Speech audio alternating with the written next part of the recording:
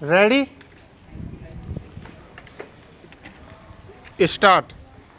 महोदय, गत दिवस भारतीय उद्योग परिसंघ का वार्षिक अधिवेशन दिल्ली में हुआ, जिसमें प्रधानमंत्री ने ओजपूर्ण भाषण देते हुए 7 से 8% की वृद्धि दर प्राप्त करने तथा अगले 2 वर्षों में भारत को विश्व की एक महत्वपूर्ण शक्ति के रूप में उभारने का संकल्प व्यक्त किया तथा इसके लिए एक कार्य योजना भी प्रस्तुत की।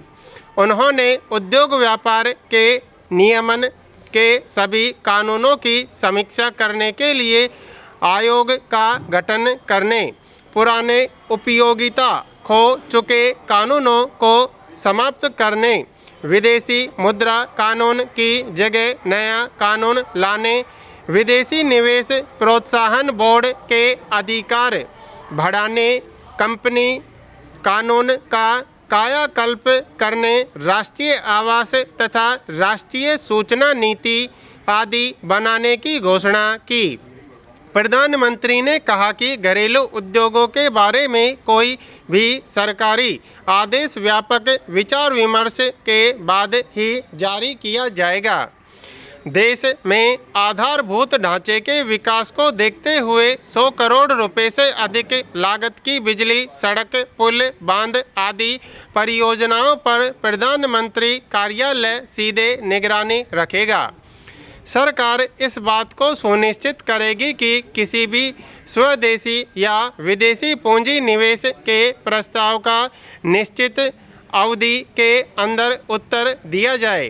प्रधानमंत्री कार्यालय ऐसी सभी परियोजनाओं की मासिक प्रगति रिपोर्ट पर नज़र रखेगा और यह प्रयास किया जाएगा कि वे अपनी निर्धारित अवधि के भीतर पूरी हों।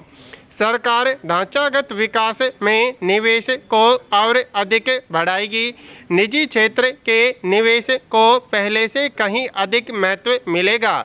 सरकार विभिन्न आर्थिक संसाधनों को निवेश में लाने के लिए शीघ्र ही विभिन्न योजनाएं शुरू करेगी। जहां श्री वाजपेयी ने उद्योग व्यापार को बढ़ाने के लिए अधिवेशन में यह घोषणाएं की, वहीं उन्होंने कहा कि अभी तक हमारी सरकारें उद्योग व्यापार को समझने में विफल रही हैं। वहीं उद्योग व्यापार भी सरकार को समझने में विफल रहा है। उद्योग व्यापार क्षेत्र को सरकार से शिकायत है कि सरकारी निर्णयों में बहुत विलंब होता है तथा कानूनी प्रक्रिया इतनी जटिल होती है कि उन्हें अपना कामकाज संभालने की बजाय इसी से निपटने में अधिकांश समय व संसाधन खर्च करने पड़ते हैं।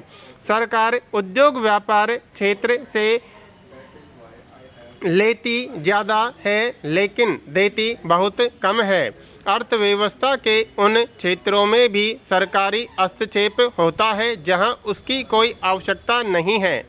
उधर सरकार को उद्योग व्यापार क्षेत्र में यह शिकायत है कि वह अपने सामाजिक दायित्व का पालन नहीं करता। इसका अपना कामकाज उस तरह पारदर्शी नहीं है जैसा कि यह सरकार से स्वयं अपेक्षा करता है। शेयरधारियों, वित्तीय संस्थानों, श्रमिकों तथा उपभोक्ताओं के प्रति स्वयं को उत्तरदायी नहीं समझता है। भारतीय उद्योगपति प्रतिस्पर्धा तो चाहते हैं लेकिन अपने उद्योग की बजाय दूसरे उद्योगों में।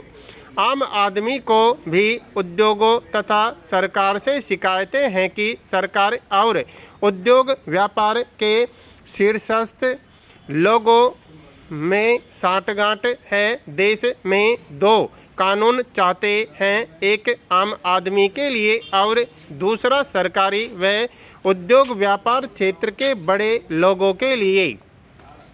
महोदय, पिछले कुछ वर्षों में सरकार द्वारा अपनाई गई आर्थिक उदारीकरण की नीति से भारतीय उद्योग जगत में आत्मविश्वास बढ़ रहा है। भारतीय उद्योगों के महासंघ के वार्षिक अधिवेशनों में यह बात दृष्टिगोचर होती रही है। यह सही है कि पिछले वर्षों में देश में राजनीतिक अस्थिरता के कारण 3 वर्षों में अनेक अधिवेशन को 3 प्रधानमंत्रियों ने संबोधित किया। इस संस्थान ने पूर्व वित्त मंत्रियों डॉक्टर मनमोहन सिंह व पी चिदंबरम को भी अपने अधिवेशनों में आमंत्रित कर उनसे अर्थव्यवस्था से संबंधित सरकारी नीतियों पर विचार विमर्श किया। वहीं उद्योगी व्यापार के समक्ष आने वाली समस्याओं को उनके सामने रखा। इस वर्ष के वार्षिक अधिवेशन में प्रधानमंत्री, वित्त मंत्री, कांग्रेस अध्यक्ष तथा पूर्व प्रधानमंत्री आमंत्रित थे। इस प्रकार सरकार विभिन्न राजनीतिक दलों तथा औद्योगिक क्षेत्र के मध्य दूरियां कम हुई और इन्हें आमने सामने संवाद का अवसर मिला। देश के उद्योगों को पिछले कई दशकों तक जिस लाइसेंस राज, रिश्वत तथा लाल फीताशाही के कारण भारी कठिनाइयों के दौर से गुजरना पड़ा, उसमें अब काफ़ी परिवर्तन आ रहा है। अधिवेशन में एक महत्वपूर्ण बात कांग्रेस अध्यक्ष द्वारा भाग लेना तथा उनके द्वारा दिया गया भाषण था। उनका देश के उद्योग क्षेत्र में शीर्षस्थ लोगों से पहली बार इस प्रकार आमना सामना हुआ और उन्होंने बड़ी सूझबूझ का परिचय देते हुए अपने भाषण में कहा कि कांग्रेस सरकार को आर्थिक सुधार कार्यक्रमों में रचनात्मक सहयोग देने के लिए तैयार है। देश की आर्थिक उन्नति के लिए अगर कानूनों में बदलाव की आवश्यकता पड़ती है तो उनकी पार्टी संसद में उसका समर्थन करेगी। कांग्रेस ने भी अपने चुनाव घोषणा पत्र में सभी क्षेत्रों के संतुलित विकास के लिए 7 से 8% दर का लक्ष्य रखा है। श्री गुजराल ने भी इस अवसर पर कहा कि देश में गठबंधन सरकारों का दौर चल रहा है और भारत में ये सरकारें स्थायित्व लाएंगी।